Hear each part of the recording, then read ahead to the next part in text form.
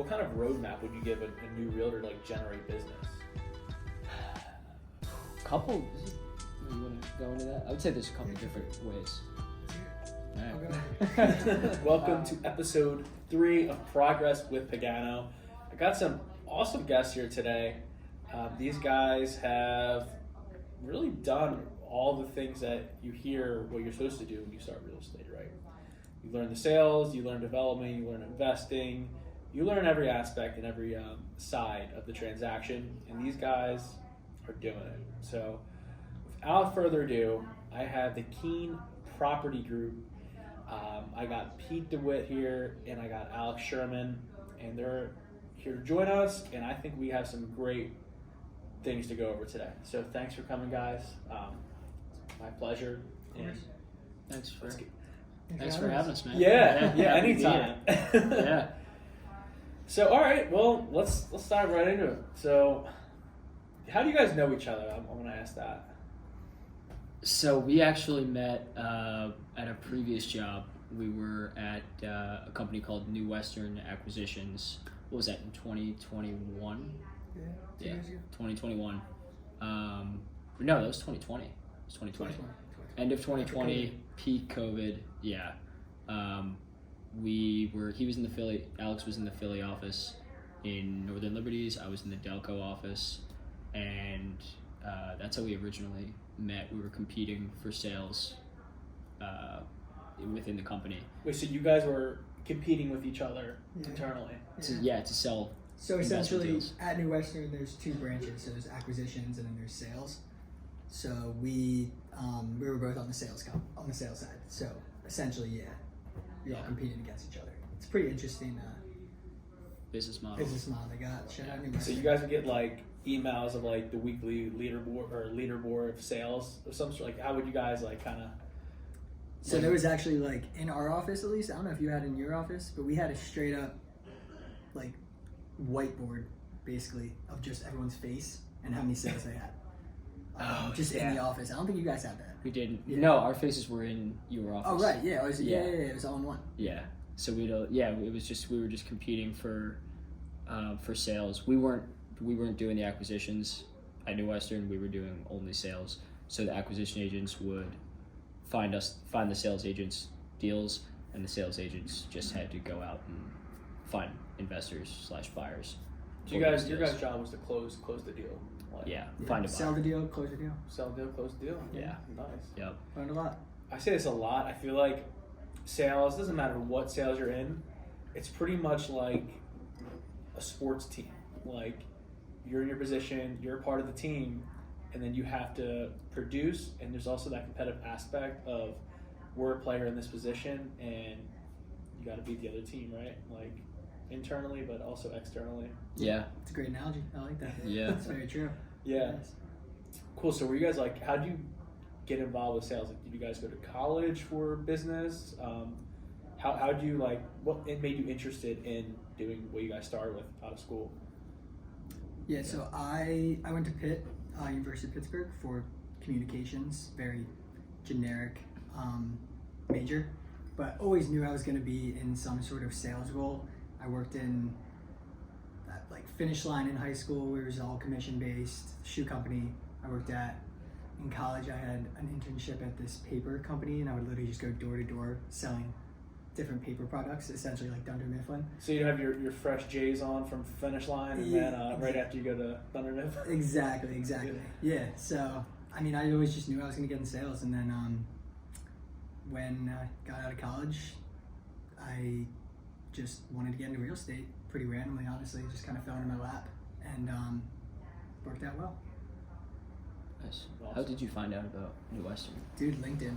Oh, really? All over LinkedIn, yeah. Wow. Shout out New Western again. So you guys got connected with your job on LinkedIn? Yeah, found on Nice. LinkedIn. I honestly didn't even know what I was getting myself into at New Western. I actually even the first day when I walked in, I still had no idea what we were doing. I don't know, Same. did you feel the same? Yeah, no, I had no idea like how they actually operated on like a daily basis for like what an assignment contract I had was. no idea. So it just threw you in. Just threw you into It's the walls, yeah, dude. it's like intense. boiler room. It's like Wall Street, but in real estate form. Like everyone's smiling and dialing, just Vietnamese coffee left and right. Everyone's jacked up on coffee and whatnot. It's I mean, it was a cool atmosphere to be. It's like very open. It was similar to this. Like it's very open concept. You can hear that. Industrial vibes. Yeah, industrial vibes. Right. Same thing. Brick finishes and whatnot. Yeah, they I love repurposed that. the building. But it was very fast paced. But yeah, but I was the same way. How I found out about New Western was, I was in California before this, and I was at a startup, and COVID hit, moved back to Philly to save on rent, and I same as Alex. I knew I'd always wanted to get into real estate at some point. My dad had 2 rental properties, so that kind of exposed me a good amount, just to the basic aspects of real estate. And then my mentor at the time told me about New Western. He said, hey, if you want to get, a baseline, really good experience on how development and investment real estate work for this company. And so I did. That's how I got linked up with New Western. Yeah, but still had no idea what they actually did, on a daily basis. Yeah. But yeah, and then we linked up. We weren't really friends while we were there. I was gonna say we didn't even really meet until I feel like I was 6 months in when we really first met, Yeah. and it was at a work event, and then we just started talking, realized we kind of had similar mentalities, Yeah. similar mindsets about it. So when were you guys like, all right, we had enough here, let's do it. Let's take the plunge. Let's go all in on this real estate thing. I want to say, We were both a It was- year in. yeah, it was pretty, there wasn't, we weren't thinking about it for months before we quit and making moves behind the Weeks. scenes. It was very quick. A couple weeks beforehand, we realized, we wanted to get into, because when we were at New Western, we were just selling deals. We knew we wanted to do both, really. We wanted to do the development ourselves and also do the selling as well. So we were at a work event, like you said, and we just realized we both had similar mindsets and decided to make the leap full time.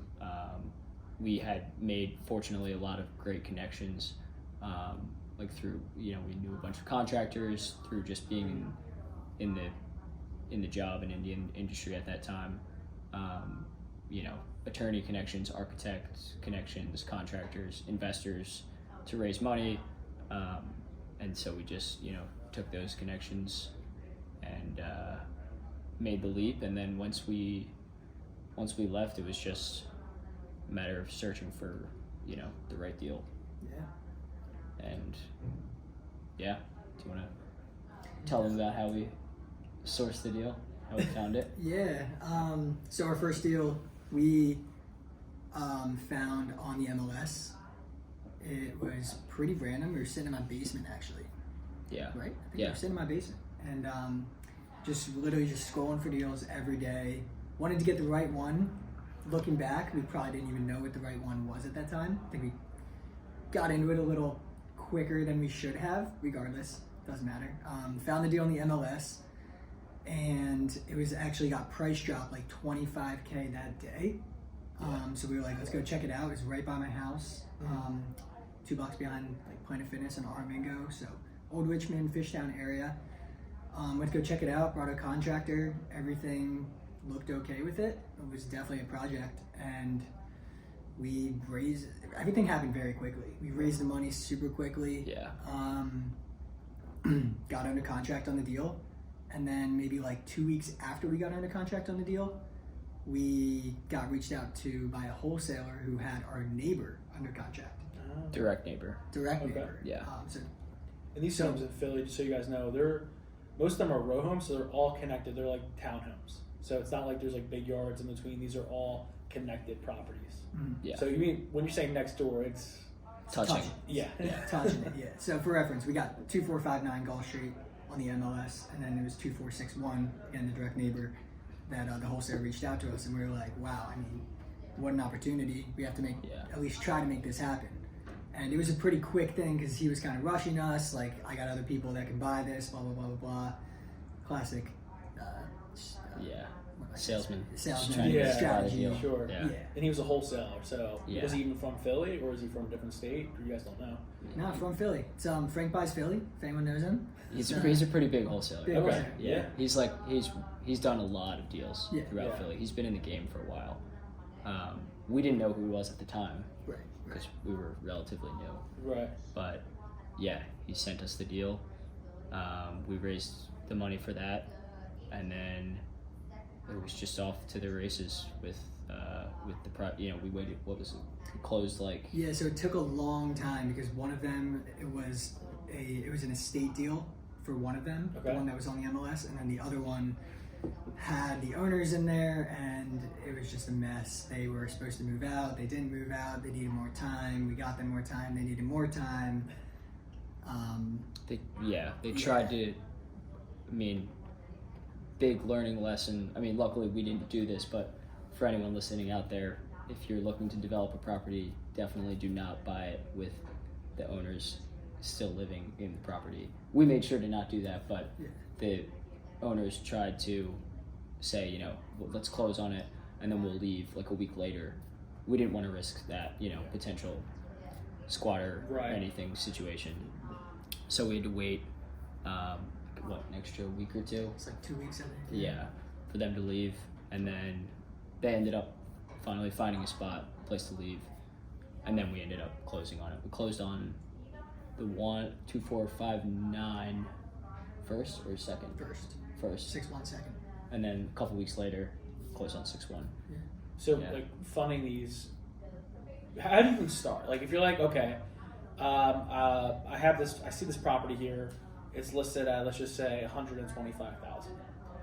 Well, especially if you're like self-employed and you're new, like, how do you even fund that property if you don't have the cash?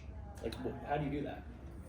Couple different ways. The way we did it was we were fortunate enough to know investors, just like we were saying, through New Western, that we met, and we just pitched the deal to them. Like we knew what the ARV was after repair value, and we knew what, we can't guarantee a number, but we knew what we were probably going to get for that project on the out sale. But we basically just calculated purchase price, cost to rehab it, and then we had a rough return on investment that we could afford to pay our investors while also making ourselves money as well after we pay the investors back. So it wasn't really, I guess it's technically a loan, but it's technically called an equity deal. So we raised equity, and they get a certain percentage, when the project's done, and then we take the difference of that. But another way that will most likely go with the next project is a combination of the two. So raising money from investors, equity partners, but also raising money from the bank now that we have a proven track record. So instead of paying the investor, 25, all of the money that we need to do the project, instead of paying them all 25%, let's say 25% return on their money, we only raise half from equity partners, so we only have to pay half of that total amount that we raised. We only have to pay half of 25% return on that money, and then the rest we raise from a bank, which will obviously have a much lower interest rate than 25%.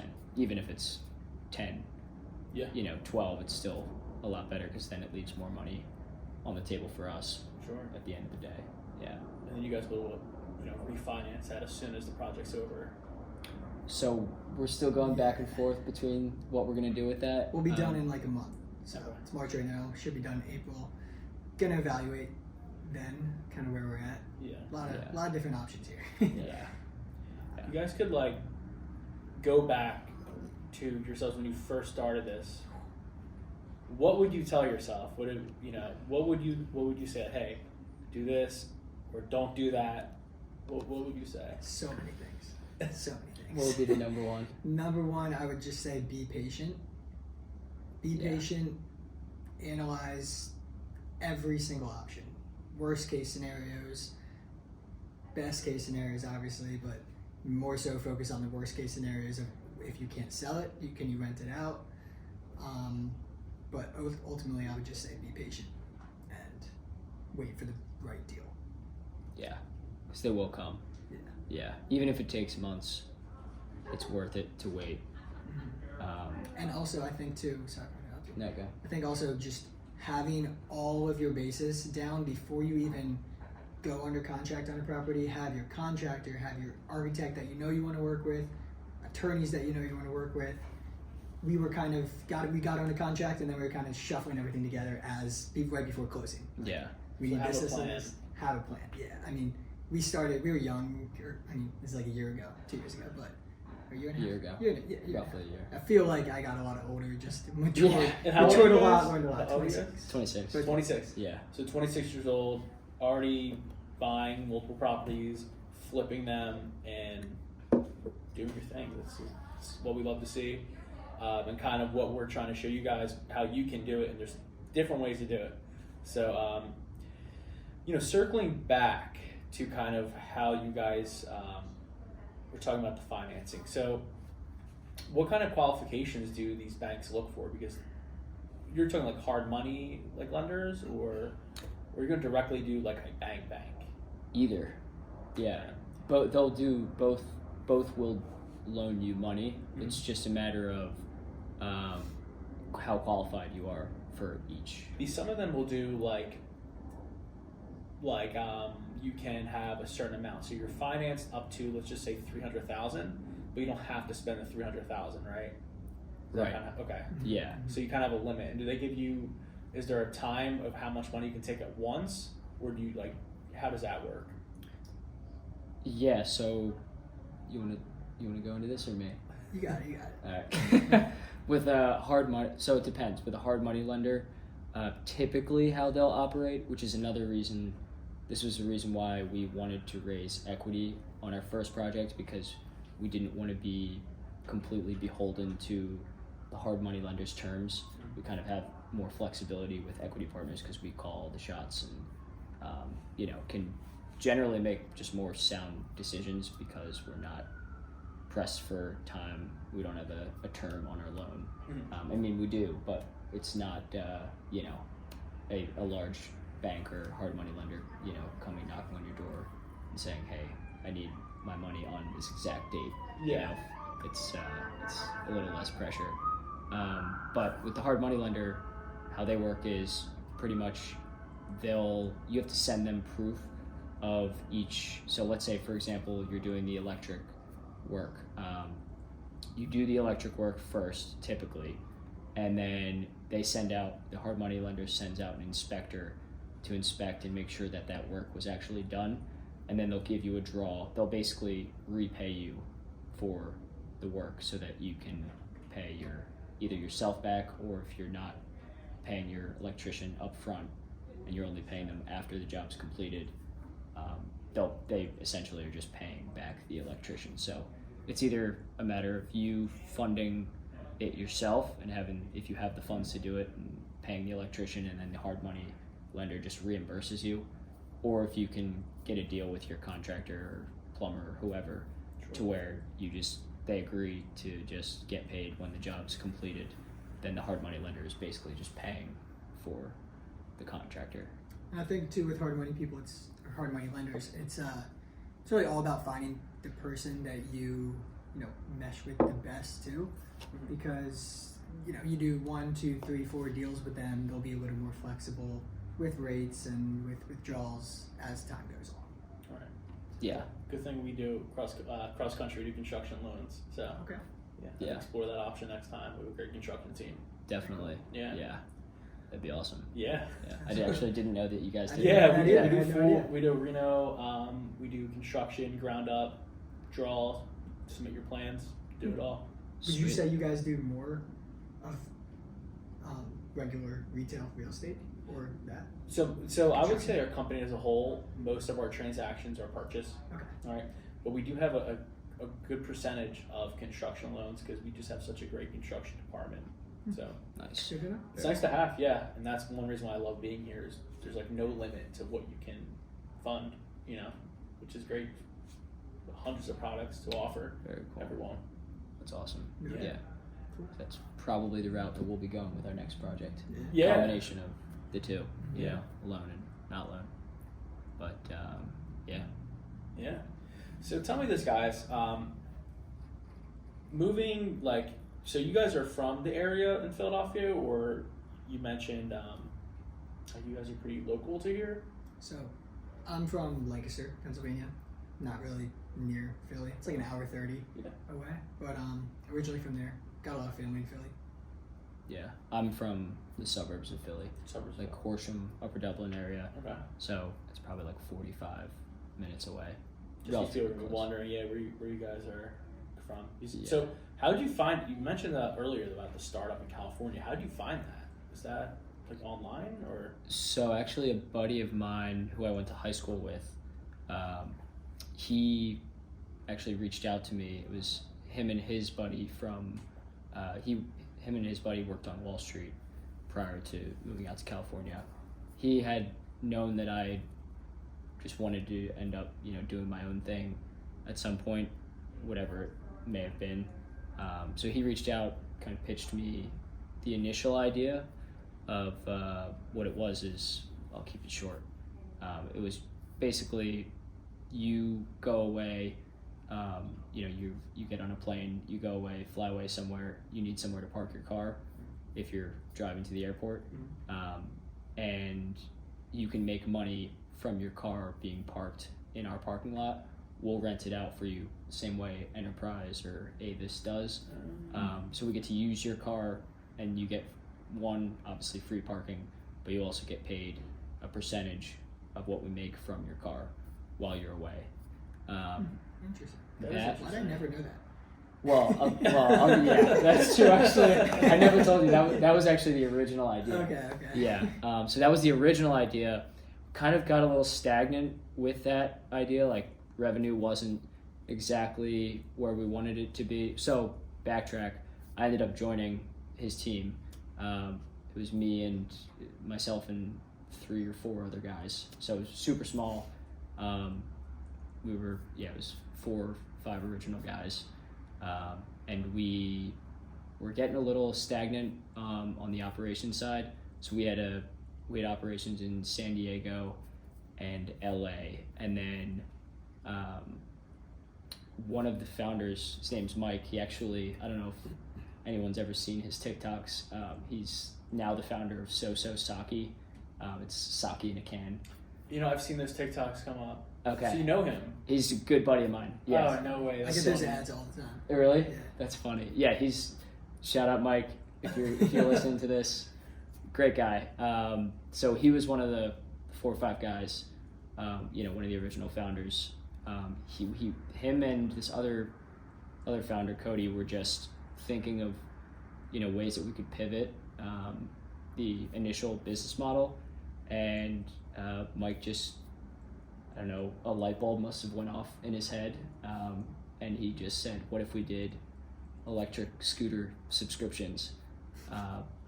Entrepreneurs, man. I have no idea how he came up with that idea, but the initial thought was, we all looked at each other and thought, wow, maybe this could work.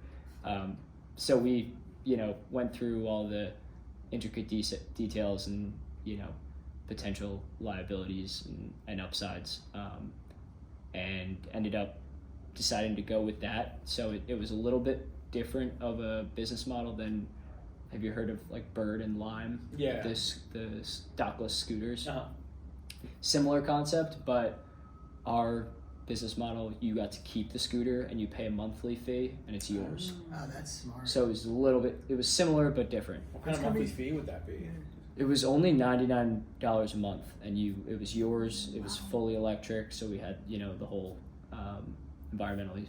And you could hold it if you only wanted it for like a month or two. You could do it that way, like. Yeah, there's no contract. So if you just wanted to do it for a month, it was yours. If you wanted to keep it for a year, as long as you were paying every month, you could keep it. Wow. Did you ever run into circumstances where people were not paying? That was one of the biggest operational issues. Yeah. Also, like the liability of it breaking. That as well. Yep. Those were two of the biggest pitfalls of the operation. Which So this wasn't profitable. No. It was People were just taking advantage. The amount of credit card fraud and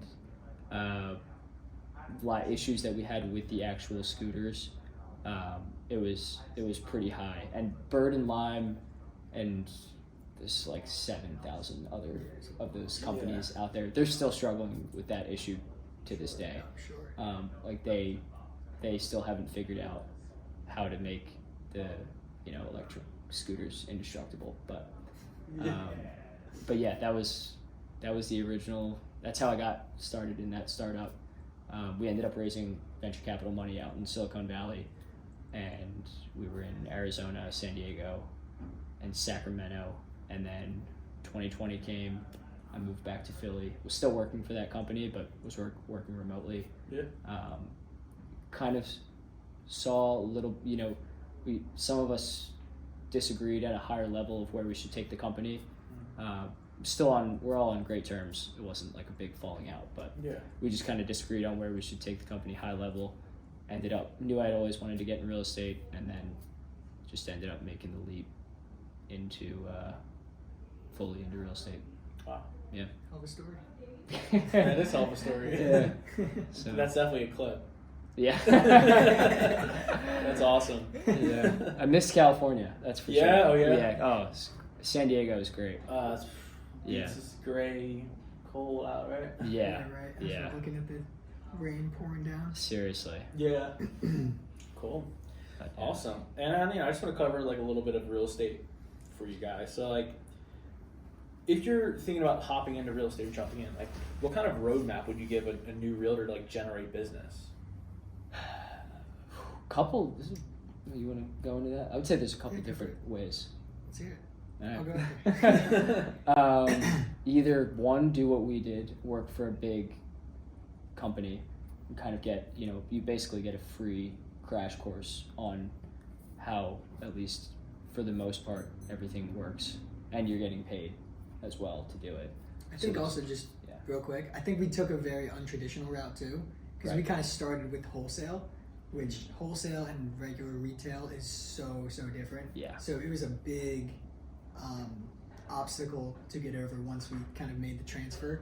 It's tough, just contracts, everything, just the way of business. But continue. Yeah.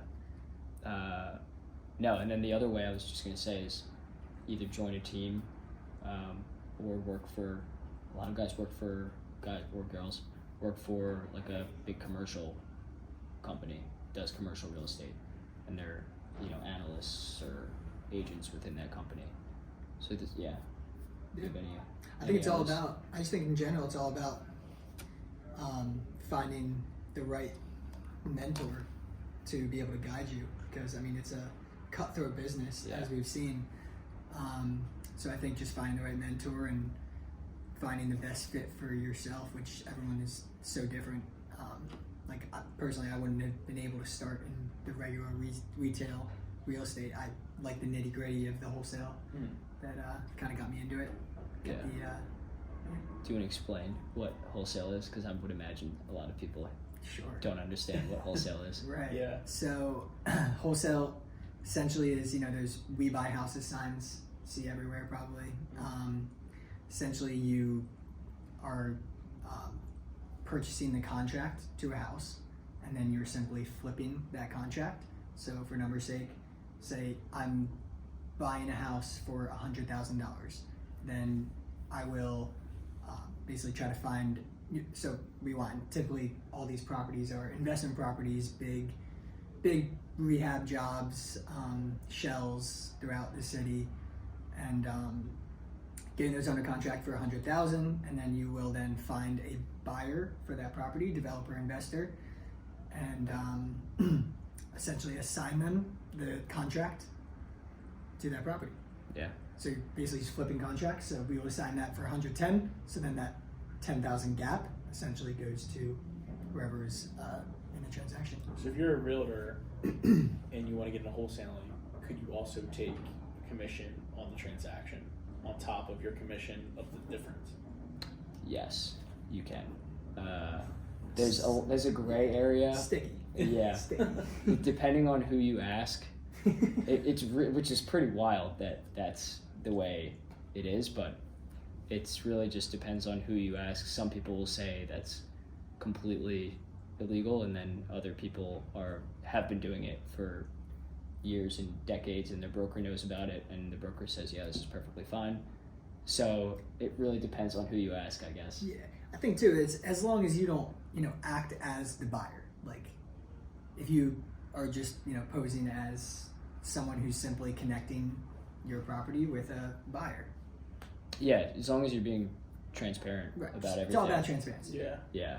Because you're helping out someone who has this terrible property that's falling apart. You're helping them out, trying to get it off their hands, get them some money, while you're also helping out the investor, where hopefully they can make some money on the project too.